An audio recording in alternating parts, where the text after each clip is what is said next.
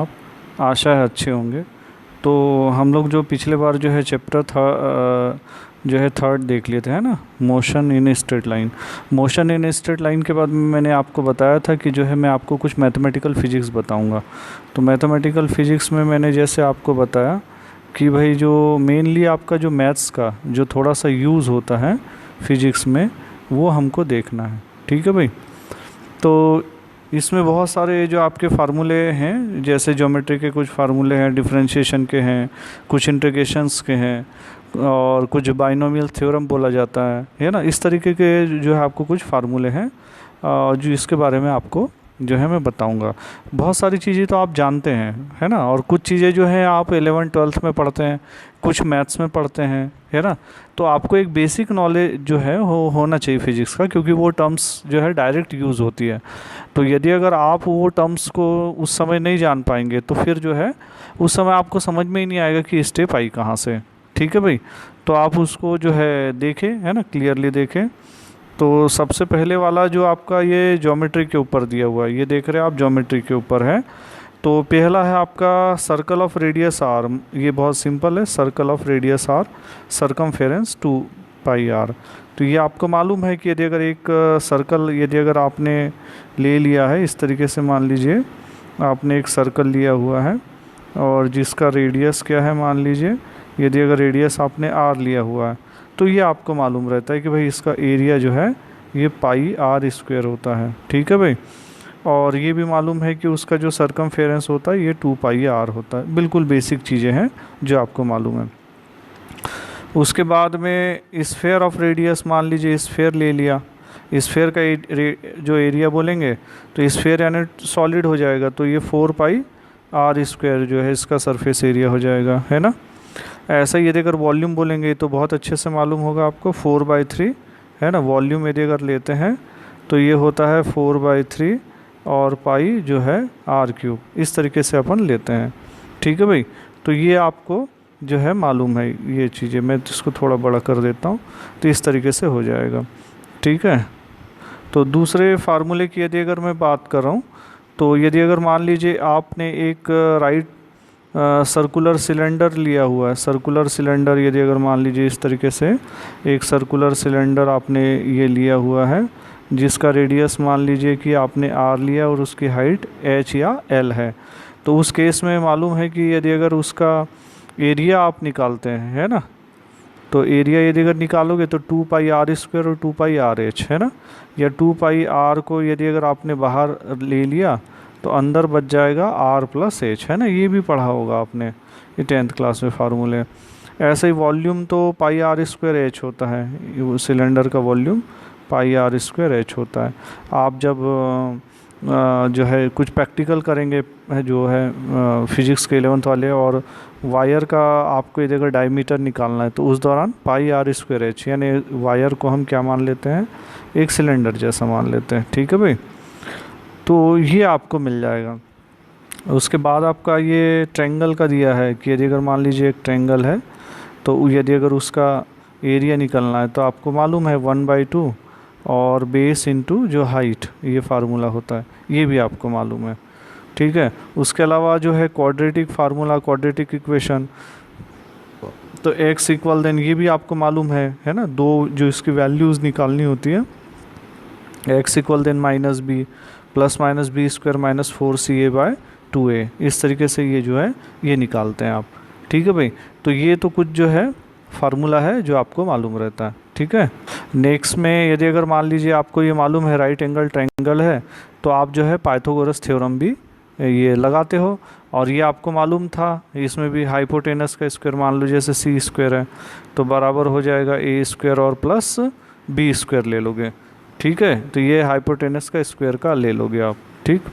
तो trigonometric ratio के लिए आपको मालूम है, ट्रिग्नोमेट्रिक रेशियो यदि अगर मान लीजिए कोई एक ट्रायंगल लेते हैं, राइट एंगल ट्रायंगल लेते हैं, और उसमें एंगल ये थीटा ले लिया मान लीजिए, तो मालूम है कि एंगल के सामने वाली जो साइड होती है वो परपेंडिकुलर कहलाती है, और ये जो ये है ये बेस कहलाएगी। ठीक है भाई। और ये हाइपोटेनस होगा। तो ये भी रेशियो भी आपको मालूम है। जैसे आपको मालूम था sin θ = देन, है ना, ये परपेंडिकुलर बाय जो है हाइपोटेनस होता है। ठीक है भाई। ऐसा ही यदि अगर साइन का उल्टा करेंगे तो ये कोसेक थीटा होता है, तो ये जो है उल्टा हो जाएगा, है ना, हाइपोटेनस बाय परपेंडिकुलर। तो इस तरीके से निकाल सकते थे। ऐसे टेन थीटा अपन लेते थे, तो टेन थीटा इक्वल देन ये होता है परपेंडिकुलर बाय बेस, है ना, तो परपेंडिकुलर बाय बेस ले लेते हैं। ठीक है। और ऐसा ही इसका उल्टा जो है कॉट थीटा होता है, ये भी आपको मालूम होगा, तो ये होगा बेस बाय परपेंडिकुलर। ठीक है। तो इस तरीके से बच गया आपका, एक तो बच गया सेक थीटा, है ना, सेक थीटा। तो सेक थीटा क्या हो जाता है यहाँ से, सेक थीटा जो है हाइपोटेनस बाय बेस, है ना। ठीक है भाई। और ऐसा ही कॉस थीटा लेते हैं तो जो है बेस बाय हाइपोटेनस। तो इस तरीके से आप जो है इनके रेशियो जो आपको मालूम है ये आप निकाल सकते हैं, ये आपको मालूम है पहले से। ठीक है भाई। तो राइट एंगल ट्रायंगल में आपने ये पाइथागोरस तो ये थ्योरम देखे ही हैं। उसके अलावा क्या है कि यदि अगर ये ट्रायंगल आपका दिया हुआ है तो ये जो ट्रायंगल है उनके जो सम है ना, वो 180 होते हैं, है ना। तो यहाँ पे जो एंगल ए ले रहा है और एंगल बी हो गया प्लस एंगल सी है, ये कितना हो गया, 180, है ना, 180 डिग्री ले लेंगे। ठीक है। अब इसमें एक और फार्मूला आप ध्यान दें कि जैसे मान लीजिए आपने एंगल ले लिया साइन ए, ठीक है, तो यहाँ से ये एंगल तो आपका एंगल, ये बी एंगल और ये सी एंगल, ये सब एंगल कितने हो गए आपके, 180 डिग्री हुए। और उसके बाद यहाँ से जो है आपका ये जो रेशियो है इनका, है ना, एंगल का, जैसे एंगल का साइन ए हम कह रहे हैं, तो उसी के नीचे क्या आ जाएगा, ए जो है इसकी साइड आएगी, मतलब ये एंगल जो हम लेंगे और इसके सामने वाला जो साइड मान लीजिए ए माना हमने, इसका रेशियो। ऐसा ही एंगल जो है साइन बी और बाई इसके सामने वाली जो साइड है बी, ऐसा ही जो है एंगल मान लीजिए हमने साइन से ले लिया, उसके सामने वाली साइड जो है सी, तो ये रेशियो इनमें मिलता है। ठीक है भाई। तो और उसके बाद में एक जो दूसरा फार्मूला होता है, यदि अगर मान लीजिए हम इसके फॉर्म में भी इसको बता सकते हैं, तो ये क्या होगा आपका सी स्क्वायर, ये जो साइड है इस, यदि अगर इसका स्क्वायर लेते हैं सी स्क्वायर, तो बराबर हो जाएगा ए स्क्वायर और प्लस हो रहा है बी स्क्वायर माइनस 2ab और कॉस सी, है ना। तो ये एंगल के ऊपर डिपेंड करेगा। ठीक है भाई। तो इस तरीके से ये जो है आपके, ये कुछ इम्पोर्टेंट फार्मूले हैं जो आपको जो है मालूम होने चाहिए और जो काफ़ी इम्पोर्टेंट है। ठीक है भाई, है ना, जो फिजिक्स में यूज़ होते रहते हैं। नेक्स्ट में अभी जो आपको मैंने बताया था ट्रिग्नोमेट्रिक जो फार्मूले होते हैं, है ना, रेशियो अपन ने लिया था, ऐसे ही जो है बाकी वाली भी ट्रिग्नोमेट्रिक आइडेंटिटीज़ होती हैं। तो ये आपको भी मालूम है वैसे कुछ, जैसे आपको मालूम है sine 90 minus theta cos theta होता है, cos 90 minus theta sine theta होता है, और ये तो आपको मालूम है साइन थीटा बाय जो कॉस थीटा टेन थीटा होता है ना।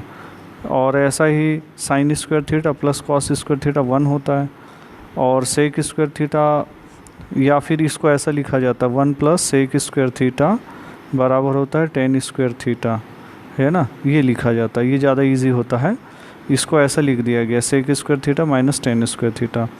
ऐसा ही जो है आपका 1 प्लस, है ना, कॉट स्क्वायर थीटा बराबर ये होता है कॉस स्क्वायर थीटा, है ना। ठीक है भाई, सॉरी कोसेक स्क्वायर थीटा, तो ये भी एक महत्वपूर्ण फार्मूला होता है। और कॉट स्क्वायर थीटा, है ना, cosec square theta minus cot square theta equal भी ये 1 होता है। तो ये कुछ आइडेंटिटीज़ हैं, है ना, जो महत्वपूर्ण है। ठीक है, मैं थोड़ा और आपको इसको बड़े में दिखा देता हूँ। ठीक है भाई। तो इसमें जो है आप ये और आइडेंटिटीज़ देख लें। अब इसमें कुछ आइडेंटिटीज़ जो है आपकी, ये भी एक महत्वपूर्ण आइडेंटिटीज़ है, और ये आइडेंटिटी है आपकी यहाँ से, ये जो आप देख रहे हैं साइन 2 थीटा, तो साइन 2 थीटा बराबर लिखा जाता है 2 साइन थीटा, है, और इनटू कॉस थीटा लिखा जाता है। ये काफ़ी महत्वपूर्ण है। अगर मान लीजिए मैं इस एंगल को हाफ़ कर देता हूँ, तो यहाँ से ध्यान दें, यदि अगर मैं हाफ़ कर दिया तो साइन 2 थीटा की जगह थीटा हो जाएगा, फिर यहाँ पे 2 हो जाएगा और साइन हो जाएगा थीटा बाई 2, और यहाँ से कॉस थीटा बाई 2। अब इसमें आप एक चीज़ को ध्यान दिए होंगे कि हमने इस 2 को डिवाइड नहीं किया है। यहाँ पे क्या हो रहा है, एंगल को हाफ कर रहा है, तो यहाँ भी एंगल हाफ हो रहा है ना, ये नंबर है तो हमें एंगल को हाफ करना है ना कि नंबर को, ठीक है, ये वैसा ही रहेगा, ठीक है भाई। तो ये आपकी एक और दी हुई थी, और ये जो आपने लिए था जैसे अब साइन 2 थीटा अपन ने ये लिखा 2 साइन थीटा कॉस थीटा, ऐसे ही कॉस 2 थीटा भी होता है। तो कॉस 2 थीटा का याद रखने वाला फार्मूला ये है, ये होता है 2 कॉस स्क्वायर थीटा और -1, है ना भाई। और इसको फिर और बराबर लिखा जा सकता है, मान लीजिए हम साइन के टर्म में लिखना चाहे तो 1 - 2 साइन स्क्वायर थीटा हो जाता है। और अगर मान लीजिए दोनों के डिफरेंस में तो ये होता है कॉस स्क्वायर थीटा और माइनस साइन स्क्वायर थीटा, ऐसा लिखा जाता है। अब यदि अगर मान लीजिए मैं इसको एंगल को हाफ़ कर देता हूँ तो ये हाफ़ हो जाएगा, तो ये थीटा हो जाएगा, ऐसा ही यहाँ से हाफ़ हो जाएगा, है ना, ऐसा ही ये हाफ़ हो जाएगा, और ऐसा ही ये दोनों भी हाफ़ हो जाएंगे, ठीक है भाई। तो इस तरीके से यदि अगर हाफ़ एंगल के लिए भी हम इसको बता सकते हैं, लेकिन उस दौरान क्या हो जाएगा, cos theta equal then 2 cos square theta by 2 -1, 1 - 2 sine square theta by 2 और कॉस स्क्वायर थीटा बाई 2 और sine square theta by 2। Clear हो गया ना। तो इस तरीके से हम साइन के पूरे फार्मूले भी देख सकते हैं और साथ में ये डिवाइड वाले भी फार्मूले भी अपन देख सकते हैं, ठीक है। तो ये हो जाएगा। अब इसमें से आपका जो दूसरी आइडेंटिटीज़ हैं ये वाली जो है महत्वपूर्ण है, और ये है जो है यहाँ से साइन a प्लस बी। तो साइन a प्लस बी क्या होता है, यहाँ से होता है साइन a और फिर होता है कॉस b और प्लस होता है कॉस a और साइन b, ठीक है भाई, ये ध्यान दें।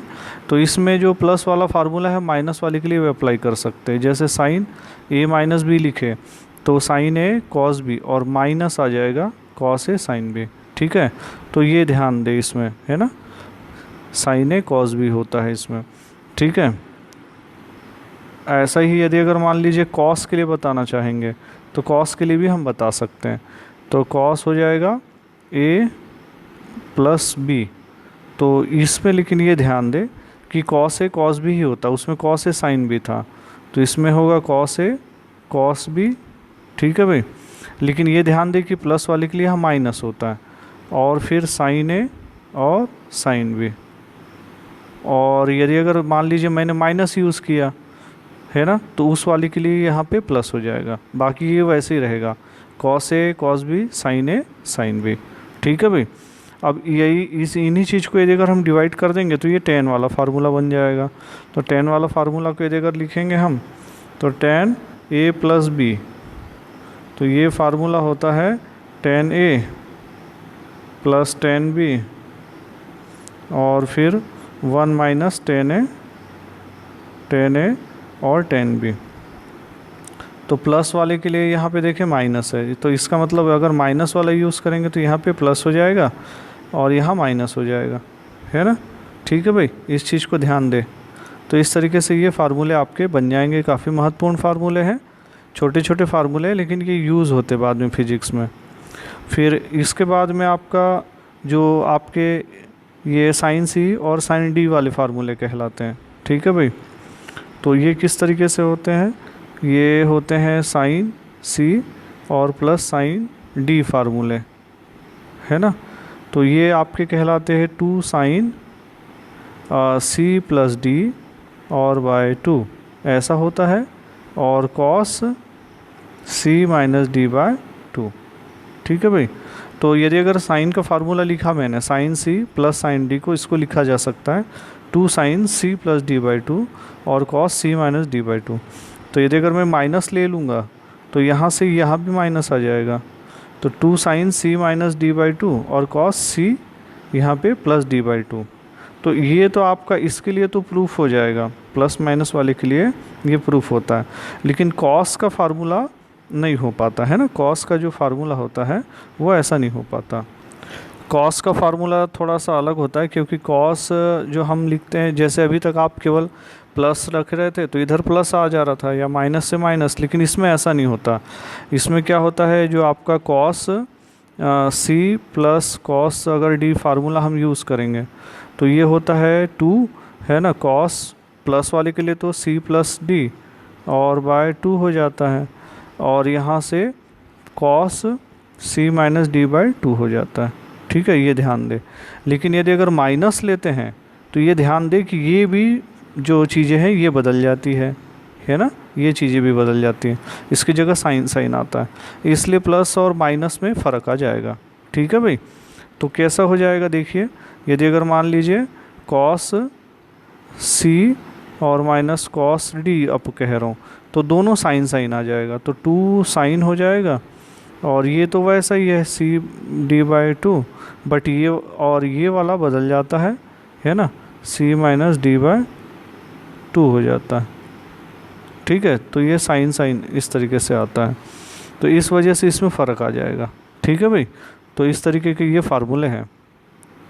इसके बाद में ये जो आपने आइडेंटिटीज़ के लिए देखा था, sine 90 minus theta cos theta, cos 90 plus minus theta sine theta, तो ये जो है 90 माइनस थीटा, और इसके लिए तो हमको आसानी से बन जाता है।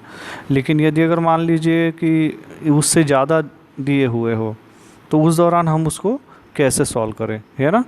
तो उसको सॉल्व करने के लिए एक टेबल होता है, एक कोऑर्डिनेट होता है, वो थोड़ा हमें देखना पड़ता है, तो वो बताते हैं। तो वो वाली जो पर्टिकुलर वैल्यू कोऑर्डिनेट जानने के लिए इस तरीके के कोऑर्डिनेट आपके ये बन जाते हैं। और ये वाले कोऑर्डिनेट में क्या हो जाएगा कि ये आपको मालूम है, ये पॉजिटिव, इस तरफ वाला पॉजिटिव अपन लेते हैं, प्लस एक्स मान लो, माइनस एक्स, और ये प्लस वाई और ये माइनस वाई वाला। तो फोर्थ कोऑर्डिनेट है, ये फर्स्ट कोऑर्डिनेट कहलाता, ये सेकंड कहलाता, ये थर्ड वाला कोऑर्डिनेट है, और ये फोर्थ कोऑर्डिनेट है। अब फर्स्ट वाले में कहा जाए, है ना, पहले वाले में ये जो प्रूफ होगा ये होगा आपका माइनस, है ना, जो है 90 माइनस थीटा के लिए। इसमें कहेंगे भाई ऑल पॉजिटिव, इसमें सभी पॉजिटिव है, ऐसा कहेंगे हम। और दूसरा वाला होगा 90 और जो है प्लस थीटा, या 180 माइनस थीटा। एंगल मान लीजिए ऐसे इस तरीके से घूमता जाता है तो ऐसा होते जाएगा। तो उसके बाद में ये वाले में यदि अगर आते हैं तो ये होगा 180 प्लस थीटा हो जाएगा इस कोऑर्डिनेट में, या फिर हो जाएगा 270 और माइनस थीटा हो जाएगा। तो ये वाले लास्ट वाले में, फोर्थ वाले में आते हैं तो 270 प्लस थीटा हो जाएगा, और 360 क्या होगा, माइनस थीटा होगा। तो ये वाले में आ जाएंगे तो फिर से 360 प्लस थीटा होगा। ठीक है भाई, या 90 माइनस थीटा होगा। तो इस तरीके से ये रोटेशन जो है पूरा हो जाता है। पहले वाले में कहते हैं ऑल पॉजिटिव, यानी यदि अगर मान लीजिए मैं लिखता हूँ, है ना, ये जो कॉस लिखता हूँ, मान लीजिए कॉस, है ना, यदि अगर 90 माइनस थीटा लिख देता हूँ, है ना, तो कॉस 90 माइनस थीटा को मैं क्या लिख दूँगा, साइन थीटा। ठीक है भाई, तो कहने का मतलब ये होता है कि ये जो है कॉस का ये साइन ये पॉजिटिव ही होगा। ठीक है, तो इस तरीके से हमको मिलेगा। तो इसमें ऑल पॉजिटिव रहते हैं। ठीक है, तो और इसमें एक चीज़ और ध्यान देने वाली होती है कि जो आपका 90 माइनस थीटा या 90 जो है प्लस थीटा, या ठीक है, तो 90 प्लस थीटा और 90 माइनस थीटा वाले के लिए, इस वाले में क्या होता है कि जो साइन है वो कन्वर्ट हो जाता है किस में, कॉस वाले में, कॉस थीटा, और ऐसी कॉस वाला कन्वर्ट हो जाता है साइन थीटा वाले में। ठीक है, तो इस तरीके से ये कन्वर्ट हो जाते हैं। तो ये जो है आपस में बदल जाते हैं, है ना, कॉट वाला टेन में बदल जाएगा और सेक वाला कोसेक में, इसमें बदल जाते हैं। बट फर्स्ट वाले कोऑर्डिनेट में ऑल पॉजिटिव होते हैं। और जो सेकंड कोऑर्डिनेट इसमें लेते हैं, इसमें आपका जो है इसमें आपका साइन थीटा, है ना, और क्या लेंगे इसमें, साइन थीटा और कॉस थीटा, ये पॉजिटिव रहता है, बाकी सब नेगेटिव हो जाता है। ये ध्यान देंगे। ठीक है भाई, ये ध्यान देंगे, है ना। दूसरा, यदि अगर मान लीजिए थर्ड कोऑर्डिनेट में आते हैं तो इसमें हो जाता है टेन थीटा, है ना, और क्या लेंगे, कॉट थीटा। ये पॉजिटिव होता है, बाकी नेगेटिव होता है।